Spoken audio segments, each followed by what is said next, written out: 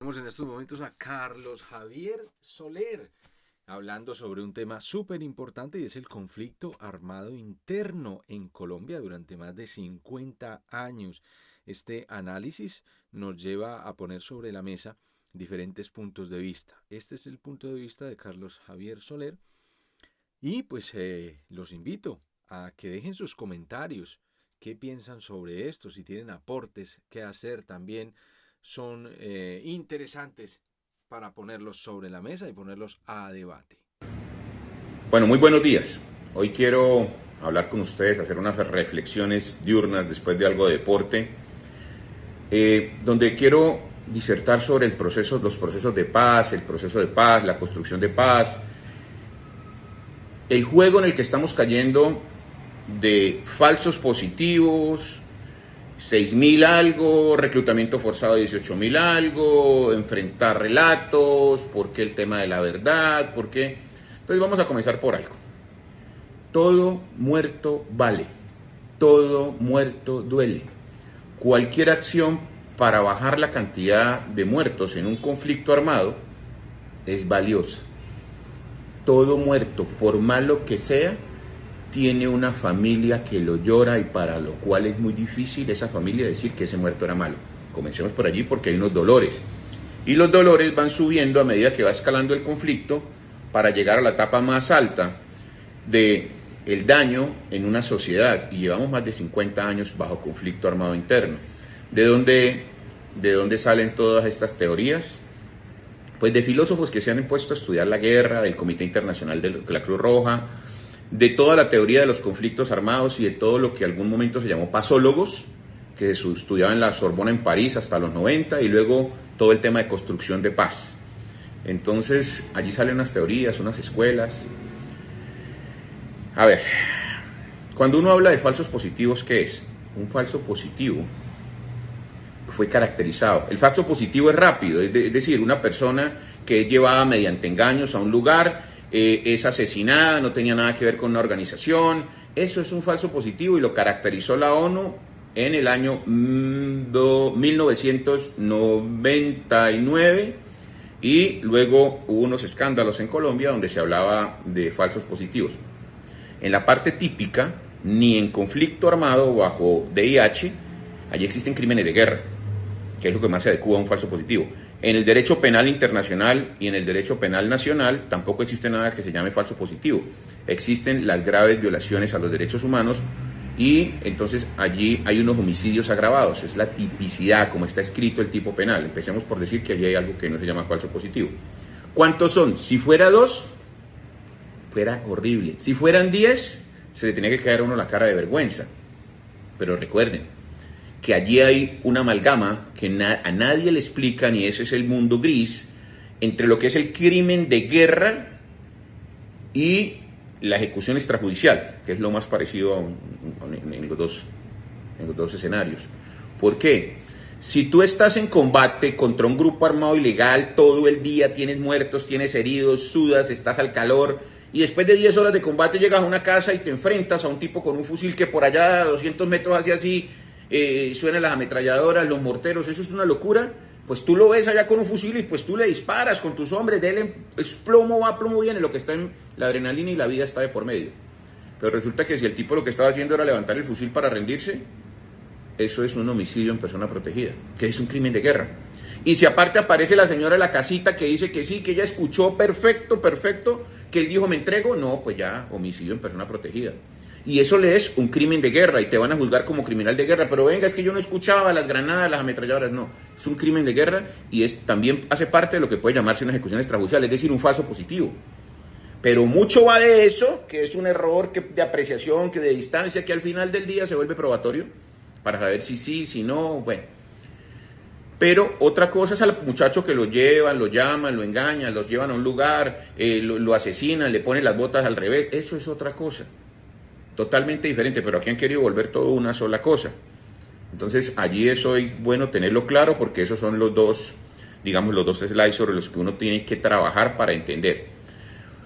Otra cosa es que bajo el conflicto armado interno se recluten menores, se coloquen artefactos explosivos, también crimen de guerra, se huelen piernas, se tomen pueblos, se fusilen unos muchachos porque se llevaron un cuarto de panela porque tenían hambre. Eso es otra cosa.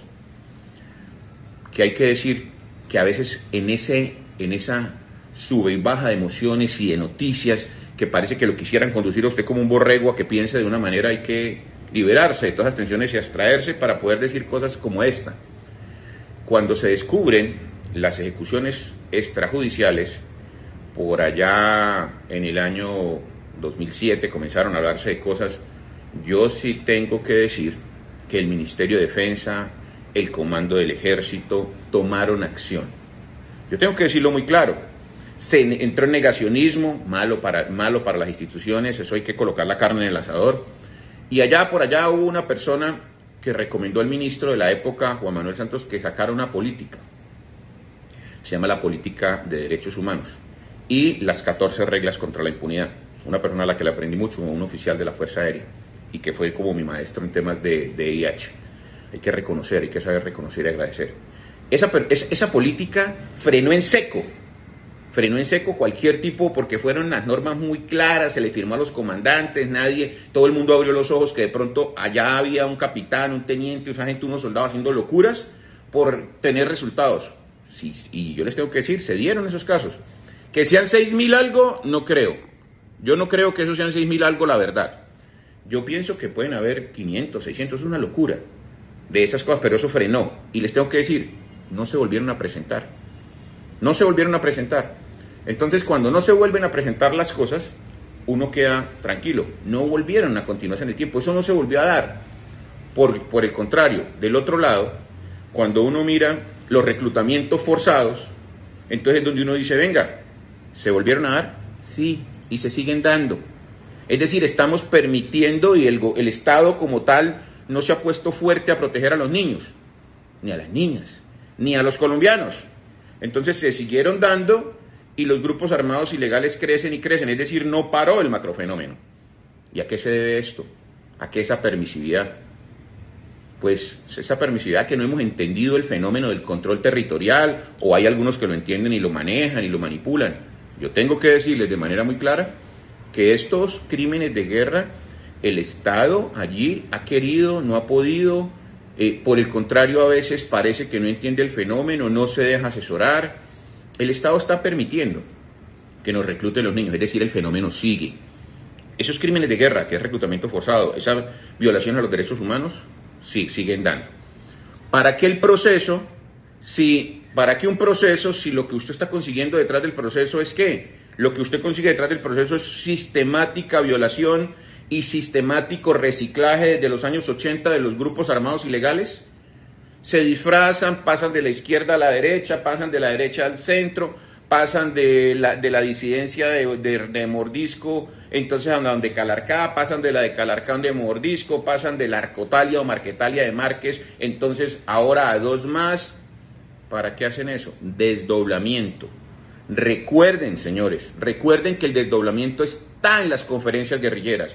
Por eso el quinto frente, el frente madre que estaba en Córdoba, Urabá y Antioquia, ese quinto frente, pues de Noel Mata, el Cucho, y de Karina nuevamente, se excindió en 7 cuadrillas. De allí salieron, ese frente sacó 7 cuadrillas más. Eso es desdoblamiento y está dentro de la campaña libertadora para una nueva Colombia, está dentro del plan ideológico estratégico de las FARC. Copar la cordillera oriental, cercar a Bogotá, cercar a Cali y cercar a Medellín. Y eso es lo que hoy siguen haciendo las disidencias. Entonces, pareciese que no leemos esos planes estratégicos, porque las disidencias siguieron haciendo lo que el tema. Entonces, ¿para qué el proceso? La no repetición, ¿a qué jugamos? La verdad ha sido apical, han contado toda la verdad. Yo lo dudo. La justicia, cómo vamos con los crímenes de guerra, que eso era muy rápido y que todo. Parece que los únicos que hicieron proceso fue el ejército, porque el ejército sí lo tiene asentado y le tienen los macrocasos y filtran información y le ponen audiencias, me da pena con la JEP, pero le ponen audiencias y le llevan a RCTV para que saque el coronel, para que salga el general, para que las víctimas lo linchen. Pero las FARC, audiencias reservadas, pobrecitos, ¿no? Ellos audiencias reservadas, ellos calladito ahí y no le llevan a las víctimas ni lo linchan moralmente. Allá hay un desequilibrio. Y hay que entender que sí, claro, una cosa son las armas del Estado y otra cosa los que eran, pero es que ya hay crímenes de guerra donde debe haber simetría. El proceso, como tal, hay muchos culpables y muchos baches. El proceso de paz con las FARC no fue perfecto, pero se tuvo una buena intención. Pero el primer problema es la de financiación. Aquí hay que empezar a hablar de todo el dinero que prometió todo el mundo, todas las embajadas, Europa y cuánto dinero llegó. Háganse esa pregunta y asómbrense. El tema de reintegración, la reintegración lenta, demasiado lenta. El oso que es el Estado no pudo con la reintegración. Allá se necesitaban gerentes que pensaran en cómo reintegrar a quienes acogieron el proceso, entregaron el fusil, quedaron en un jean y una camiseta blanca y dijeron, bueno, aquí estoy. Y honramos la palabra. Es el 80% de las FARC, allí están. De las cuales hay 420 muertos, que hay que entrar uno por uno, porque hay muchos que pueden que entraron en una disputa con el vecino, otros pudieron haber tema de un homicidio, de un tema aislado de violencia doméstica, pero no pueden meter todos, hay que uno por uno para saber qué tuvo nexo por haber sido desmovilizado o qué no. Nos duelen esas porque el Estado se comprometió a cuidarlos y no le ha cumplido. Claro, si yo meto allí también, ahí encuentro 10, que fueron dados de baja en combate porque reincidieron, pues eso es otra cosa. Allí eso toca colocarlo en su justa medida. La no repetición no la estamos cumpliendo. La no repetición no la estamos cumpliendo. Porque sí, que hay una disidencia, dice por ahí un analista conocido. Sí, pero en todos quedan disidencias, pero es que las disidencias ya están aquí igual de grandes a la mitad de los del proceso. Es que eran 13.000 y hoy las disidencias pueden estar en 4.000, entonces o 5.000, con las milicias. Allí hay un temita para ponerle mucho cuidado. Y todo lo que hay detrás es el control territorial.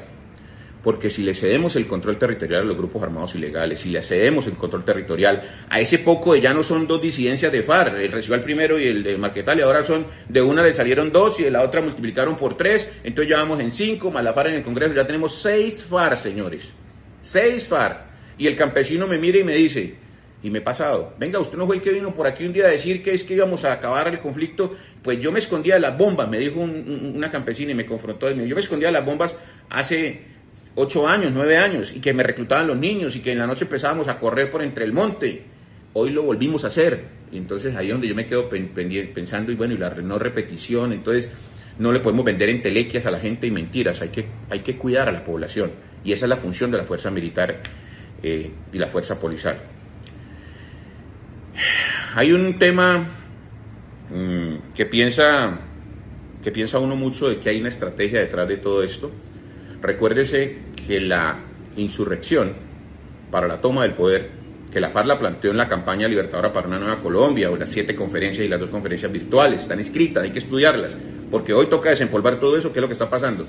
Pero el ELN lo planteó en un tema que se llama desde abajo, la toma del poder, de poder local a poder regional y de poder regional a poder nacional. Allí está escrito, completa la estrategia, hay que leerla.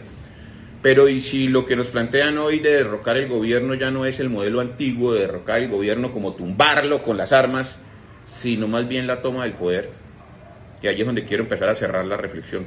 ¿Cómo así la toma del poder? Ustedes tienen que mirar y leer de la dictadura a la democracia, Jean Charc. Jean Charc, el politólogo, el filósofo, escritor, basado en la no violencia, pero la no violencia como un método para la toma del poder, la revolución de las margaritas, la toma del poder por el medio suave, la cooptación del Estado para poder implosionarlo, al mismo tiempo eso es marxismo, la toma del poder para implosionarlo y al final del día cooptar toda la democracia y transformar para tomarse el poder, tal vez para volver un Estado socialista, o tal vez para poder volver un Estado comunista, o tal vez un Estado marxista. Y allí es donde uno tiene que tener mucho cuidado y analizar todos estos temas desde una óptica de no dejarse llevar de las noticias todos los días, de los spoilers que te botan para obligarte a mirar para allá y para distraer la atención en estrategia para dejar descubierto un flanco por donde se pudiesen estar metiendo. Porque cuando se empieza a conceder control territorial, cuando empezamos a ver los reclamos de los indígenas del Cauca, que no son propiamente ultraderecha, y del CRIC, allá diciendo y cuando sienten que les están matando a sus líderes, ¿qué pasa? Allí es donde uno tiene que mirar qué pasa, y entonces uno dice, pero ¿y por qué el Cauca? ¿Qué pasó en el Cauca? Cuando usted empieza a mirar los llanos del Yarí, cuando usted empieza a mirar toda la parte de la cordillera oriental, y usted empieza a mirar qué pasa con Cali, qué pasa alrededor hacia Tumaco, por qué unas áreas tan aisladas como el Catatumbo, qué pasó con todo lo que hablamos del tema del campo, por qué empezaron a mover invasiones de tierras, ¿Por qué pareciese que las alientan? ¿Por qué hay camionetas blindadas allí? ¿Qué pasa? ¿Quiénes son los de la Unidad Nacional de Protección y si les piden o no les piden antecedentes? Porque allí hay una cantidad de cosas, porque un poco de ejércitos armados por allí, porque hay reducción en la fuerza pública. ¿Qué pasa con las capacidades aerotácticas y las capacidades de transporte de asalto aéreo? Todos estos temas son bastante delicados de análisis, pero hay que hacerlo 360. Hay una estrategia para debilitar las instituciones del Estado, hay una estrategia para cooptarlas, hay una estrategia para de manera salvaje tomarse las instituciones y implosionarlas. Sí, hay que tenerlo claro, hay que analizarlo y hay que visibilizarlo. Hay una estrategia basada en la toma del poder por el medio suave de Yen Chark. Puede ser. La paz la están utilizando para golpear y amarrar a las fuerzas militares mirándose allá en la jefa, a ver a qué horas te llaman, a ver a qué horas te están, y amarran a la fuerza militar mirando para allá, le quitan las capacidades, golpean la inteligencia, destruyen la inteligencia como anticipativa y como conocimiento de la amenaza, privan al Estado de la capacidad de defenderse y por el contrario los grupos armados ilegales suben y reclutan y controlan territorio y se duplican en el control territorial. ¿Para qué estarán empoderando esos grupos armados ilegales, hombre? Uno tiene que pensar todo eso y más allá de eso tiene que estar claro en cómo se debe parar la ciudadanía, porque la democracia reside en el poder del pueblo y en el poder del pueblo el pueblo lo tiene que hacer sentir, pero lo que no podemos perder es la democracia y para eso no hay que tener miedo. Gracias.